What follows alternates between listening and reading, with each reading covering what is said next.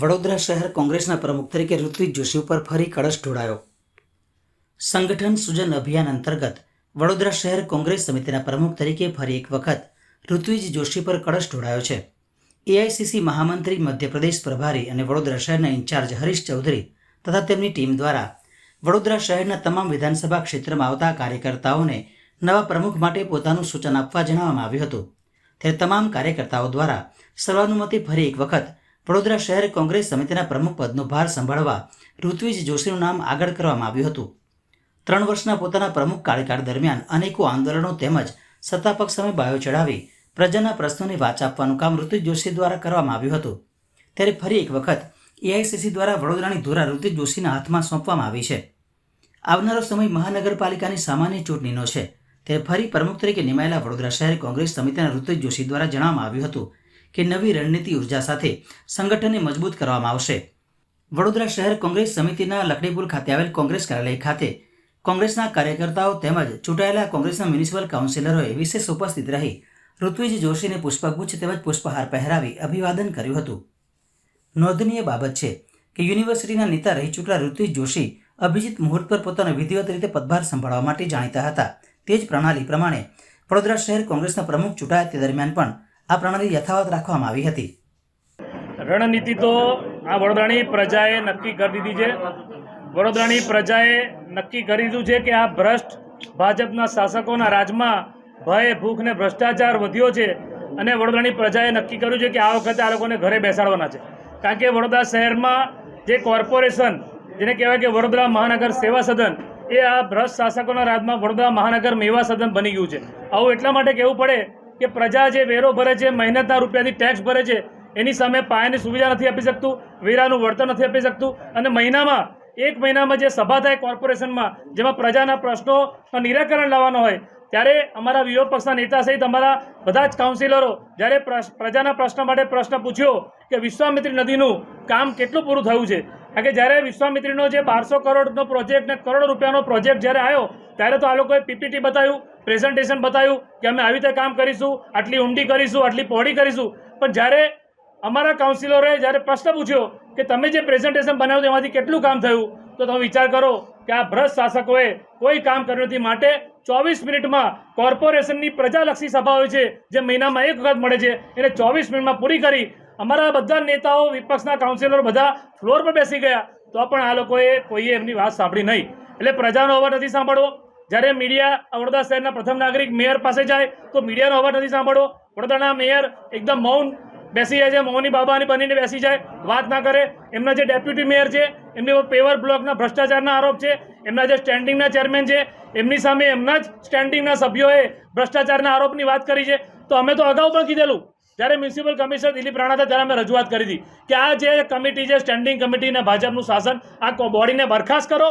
મોરબીમાં જ્યારે બ્રિજ તૂટી ગયો હતો ને, તો ત્યારે રાજ્યના મુખ્યમંત્રીએ ત્યારે નિર્ણય લઈને તેમ તે બોડીને બરખાસ્ત કરી, તો તમે વડોદરાની બોડી જેને ગત વર્ષે આ વડોદરાને પાણીમાં ડૂબાડ્યું, એક વખત નહીં, 2 વખત નહીં, 3 વખત, મારા નાના ભૂલકાઓ, માતાઓ, બહેનો, વડીલો બધા ભૂખ્યા તરસ્યા રહ્યા 4 દિવસ। આ કોઈ ભાજપના નેતા દેખાયા નહોતા, કોઈ ધારાસભ્ય, કોઈ સાંસદ, કોઈ કોર્પોરેટર નથી દેખાયા, ત્યારે પ્રજા ત્રાહિમામ થઈ ગઈ છે। અને આજે 1 વર્ષ પૂરું થવા આવ્યું, વરસાદને તમે જુઓ કે વરસાદ થઈ રહ્યો છે। જે રીતે સુરતમાં વરસાદ પડ્યો, ત્યાં કરે નારાયણને જો વડોદરામાં પડી જાય તો આખું વડોદરા ફરી પાણીમાં ડૂબે, કારણ કે આ લોકોએ કોઈ કામ નથી કર્યું। આ લોકોએ વિશ્વામિત્રીને ઊંડીને પહોળી કરવામાં જમીન, માટીનું કૌભાંડ કર્યું છે, લાકડા ચોરીનું કૌભાંડ કર્યું છે, ગમે તેમ એમના માલે તુજારોને, મળતિયાઓને લાકડા બેફામ આપ્યા છે, માટી આપી છે।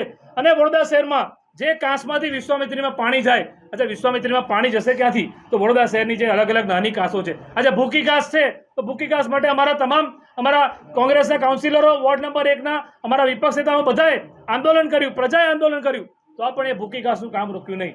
તો વિચાર કરો, એટલે આ લોકોની કોઈ ઈચ્છા શક્તિ નથી, આ લોકોની ઈચ્છા શક્તિ માત્ર ભ્રષ્ટાચારની છે। ત્યારે રણનીતિ એ વડોદરાની પ્રજાએ બનાવી છે। વડોદરાની પ્રજાએ નક્કી કર્યું છે કે આ જે ભારતીય જનતા પાર્ટીના નેતાઓ, જેને દેશના પ્રધાનમંત્રીના નામ પર વોટ આપી દેવામાં આવે છે, પરંતુ આ વખતે વડોદરાની પ્રજાએ નક્કી કર્યું છે કે એવું નહીં કરીએ। કારણ કે તમે વિચાર કરો કે ગત વર્ષે 12 લોકો મરી ગયા, એના પછી તમે જુઓ કે હરની બોટકાંડ જેવી ઘટના થઈ, 14 નિર્દોષ લોકોએ જીવ ગુમાવ્યા, આજે પણ ન્યાય નથી મળ્યો। અને આ બધું થાય છે, એમાં છેલ્લા 2 દિવસમાં ખાડામાં પડવાથી એક સામાન્ય નાગરિકનું મોત થઈ ગયું। એટલે ખાડા છે કે મોતના કૂવા છે, એ જ ખબર નથી પડતી. તો આ લોકોનો અનગઢ વહીવટ, ભ્રષ્ટ શાસન, તમે વિચાર કરો કે અમની પાસે એવું બુદ્ધિપૂર્વકનું કોઈ આયોજન નથી, એવી કોઈ ટીમ નથી. આ પ્રજાએ શું નથી આપ્યું? વડોદરાની પ્રજાએ કોર્પોરેટર આપ્યા, ધારાસભ્ય આપ્યા, સાંસદ આપ્યા, મેયર આપ્યા, અને કેટલા વર્ષ? 5 વર્ષ, 10 વર્ષ, 20 વર્ષ નહીં, 30 વર્ષ આ વડોદરાએ ભાજપના નેતાઓને એક હત્તું શાસન આપ્યું. તો 30 વર્ષમાં શું કર્યું? તો મહારાજા સયાજીરાવ ગાયકવાડના વડોદરાને ખાડોદા બનાવ્યું. આ વડોદરામાં જ્યારે ગુજરાતમાં મુખ્યમંત્રી હતા, અહીંયા ભાષણ આપવા હતા, મને યાદ છે કે લખોટી કપડે એવા રોડ બનાવીશું. માણસો લખોટીની જેમ ઉતરે એવા રોડ બનાવ્યા છે. સાંઘાઈ બનાવીશું, સાંઘાઈ. વડોદરાની હાલત સાંધાવાળી કરી નાખી છે. આ વડોદરા શહેરનો કોઈ રોડ આજે આખો રોડ નથી. દરેક રોડ પર ખાડા છે, દરેક રોડ પર ખાડા છે. મોટા મોટા ભૂવા પડી જાય છે. આટલા બધા ભૂવા પડે છે કેમ? એવું તો શું કામ કરવામાં આવે છે? નથી ડ્રેનેજની કામ કરી, નથી વરસાદી કાંસની કામ કરી, અને દરેક કામો જે ભાજપના કાર્યાલયથી, હું આપના માધ્યમથી કહું છું, આ વડોદરાના ભાજપના પ્રમુખને કહેવા માંગુ છું કે તમે શું કરો છો? તમે તમારા હાથ નીચે, કારણ કે સંકલનની મિટિંગ ભાજપના કાર્યાલયમાં થાય છે. ભાજપના કાર્યાલયથી ઓર્ડર આવે છે કે કોને કોન્ટ્રાક્ટ આપવાનો, કોને નહીં આપવાનો, કોને સબ કોન્ટ્રાક્ટ આપવાનો. તમે તપાસ કરી લો કે સબ કોન્ટ્રાક્ટ અને પ્રત્યક્ષ ને પરોક્ષ રીતે જેટલા પણ કામો છે એમાં ભાજપના મળતિયાઓ છે. તો ભાજપના પ્રમુખ કેમ તમે ચૂપચાપ બેઠા છો? તમારા મેયર નથી બોલતા, તમારા ડેપ્યુટી મેયર પર ભ્રષ્ટાચારના આક્ષેપ છે, ચેરમેન પર આક્ષેપ છે. તો આ ભ્રષ્ટ બોડીને બરખાસ્ત કરો. છે તમારામાં તાકાત? વડોદરાની પ્રજાની માંગણી છે. આ વડોદરાની પ્રજા ત્રસ્ત થઈ ગઈ છે. ભાજપના નેતાઓ સત્તાના નશામાં મસ્ત છે, પણ વડોદરાની પ્રજા આ લોકોથી ત્રસ્ત થઈ ગઈ છે. ત્યારે અમે પ્રજાલક્ષી કાર્યક્રમો આવનારા દિવસોમાં આ વડોદરામાં જવાના છે, લોકોના ઘરે ઘરે જવાના છે, અને લોકોના ઘરે ઘરે જઈને અમે એમની વાત સાંભળીને, કારણ કે કોંગ્રેસનું શાસન જે વર્ષો પહેલા હતું ત્યારે આવું તો નહોતું. એટલે અમે આ ભ્રષ્ટાચાર જે આ લોકોએ કર્યો છે, આ લોકોના રાજમાં, કોર્પોરેશનમાં 3 જ વસ્તુ થાય છે: મીટિંગ, ઇટિંગ અને ચીટિંગ. આ 3 વસ્તુમાં આ લોકોની માસ્ટરી છે. હવે જ્યારે રાષ્ટ્રીય નેતૃત્વએ તમારી સામે આજે એક યુવા ચહેરાને પ્રમુખ તરીકે ફરી રિપીટ કર્યો હોય તો આ પ્રશ્ન તમારો પ્રશ્ન બરાબર છે, પણ એ રાષ્ટ્રીય નેતૃત્વ અને પ્રદેશ નેતૃત્વ જે તે સમય નક્કી કરશે. પરંતુ એમાં એવું નથી કે માત્ર યુવા. તમે સમજો કે સિનિયર છે તો સિનિયરોનો હોશ અને યુવાઓનો જોશ, એટલે જે અમારા સિનિયર આગેવાનો છે એમનો હોશ, અનુભવ અને યુવાઓનો જોશ, આનું કોમ્બિનેશન બનાવીને આ વડોદરા શહેરમાં કામ કરીશું, પ્રજાલક્ષી કામ કરીશું, અને આ ભય ભૂખ ભ્રષ્ટાચાર આપનારા ભારતીય જનતા પાર્ટીના નેતાઓને આ વડોદરામાંથી ભગાડીશું. વરસાદમાં અમે તો ભગવાનને એ જ પ્રાર્થના કરીએ કે ગત વર્ષ જેવું પૂર ના આવે, કારણ કે આપણે ભગવાન ભરોસે જ મૂકી દીધેલા. ગત વર્ષે પણ આ લોકોએ કશું નથી કર્યું. એમના ચેરમેને કીધેલું, આજે પણ યાદ છે, મીડિયામાં બોલ્યા હતા કે ભાઈ તમારી જાતે તમે બોટ, તરાપા, દોરડા, ટ્યુબ આ બધું વસાઈ દો. એટલે ભગવાન ભરોસે મૂકી દીધા હતા.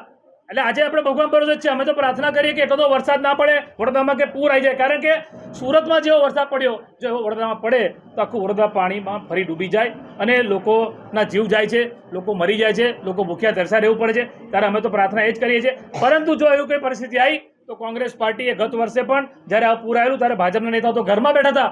અમારા વિપક્ષના નેતા, અમારા કાઉન્સિલરો, અમારા આગેવાનો, વોર્ડ પ્રમુખો બધા જ્યાં જ્યાં જવાયું છે ત્યાં ટ્રેક્ટર લઈને દૂધ, પાણી, બિસ્કિટ જ્યાં જ્યાં મદદ થઈ છે બધા અમારી શક્તિ પ્રમાણે અમે કરી છે, અને આ વખતે બધી મદદ અમે કરવા તૈયાર છે.